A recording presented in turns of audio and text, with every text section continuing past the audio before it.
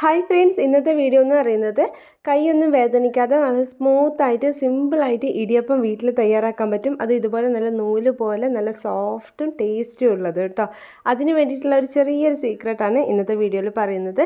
അപ്പോൾ ഈ ഒരു ചേരുവ മാത്രം അതിലൊന്ന് എക്സ്ട്രാ ചേർത്ത് നോക്കൂ.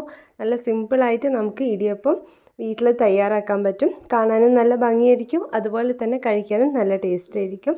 നമുക്ക് എന്തായാലും വീഡിയോയിലോട്ട് കിടക്കാം. അതിന് മുന്നേയായിട്ട് നമ്മുടെ ചാനൽ ആദ്യമായിട്ട് കാണുന്ന ആളാണെങ്കിൽ ഒന്ന് സബ്സ്ക്രൈബ് ചെയ്തിട്ട് സപ്പോർട്ട് ചെയ്യണേ. വീഡിയോ ഇഷ്ടപ്പെട്ടാൽ ലൈക്ക് ചെയ്യാനും മറക്കരുത്. പറ്റുമെങ്കിൽ ഫ്രണ്ട്സിനൊക്കെ ഒന്ന് ഷെയറും ചെയ്ത് കൊടുക്കണേ. ഇതിനായിട്ട് ഞാനിവിടെ 2 ഗ്ലാസ് പത്തിരിപ്പൊടിയാണ് എടുത്തിരിക്കുന്നത്. വറുത്ത പത്തിരിപ്പൊടിയാണ്. ഇനി നമുക്ക് കുഴയ്ക്കാൻ ആവശ്യമായിട്ടുള്ള വെള്ളം ചൂടാകാനായിട്ട് വെച്ചിട്ടുണ്ട്. വെള്ളം ഒന്ന് ചൂടായി വരുന്ന സമയത്ത് നമുക്കിതിലേക്ക് ഉപ്പിട്ട് കൊടുക്കാം. ഉപ്പ് ഒന്ന് ചെക്ക് ചെയ്ത് നോക്കുക. ഒരല്പം വെള്ളത്തിനെക്കാട്ടും ഒരല്പം മുന്നിട്ട് നിൽക്കണം.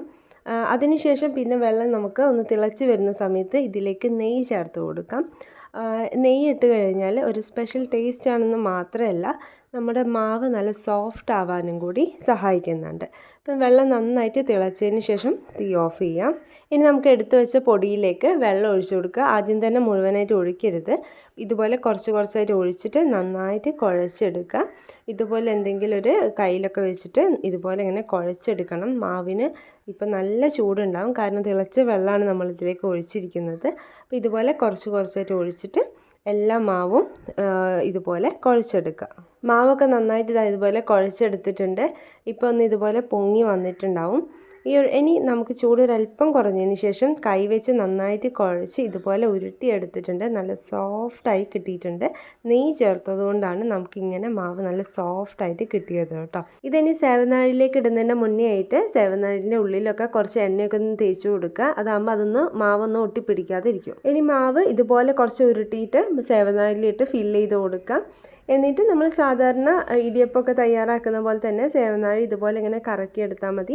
പക്ഷേ സാധാരണ ചെയ്യുന്ന പോലെ അത്ര പ്രഷറൊന്നും കൊടുക്കാതെ നല്ല സ്മൂത്തായിട്ട് തന്നെ ചെയ്യാൻ പറ്റും കേട്ടോ. എന്നിട്ട് ഇതുപോലെ കറക്കി കൊടുക്കുകയാണെന്നുണ്ടെങ്കിൽ കണ്ടില്ലേ, നല്ല നൂല് പോലെ നല്ല സോഫ്റ്റായിട്ട്, ഓവറായിട്ടൊന്നും പ്രഷറൊന്നും കൊടുക്കാതെ സിമ്പിളായിട്ട് ജസ്റ്റ് ഇതുപോലെ ഒന്ന് കറക്കുമ്പോഴേക്കും നൂല് പോലെ ഇങ്ങനെ ആയിട്ട് വരും കേട്ടോ. അപ്പോൾ എല്ലാവരും ഇതുപോലെ ഒന്ന് ട്രൈ ചെയ്ത് നോക്കുക. വളരെ ഈസിയാണ് ചെയ്യാൻ വേണ്ടിയിട്ട്, നല്ല സോഫ്റ്റാണ് കഴിക്കാനും വേണ്ടിയിട്ട്. അപ്പോൾ നമ്മുടെ ഇന്നത്തെ വീഡിയോ തീർച്ചയായിട്ടും നിങ്ങൾക്ക് യൂസ്ഫുൾ ആയിരിക്കും.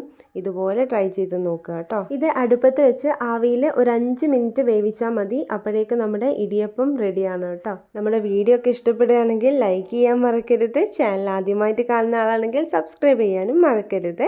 ഇതുപോലത്തെ നല്ല നല്ല വീഡിയോസുമായിട്ട് നമുക്ക് വീണ്ടും കാണാം. അതുവരേക്കും ബൈ.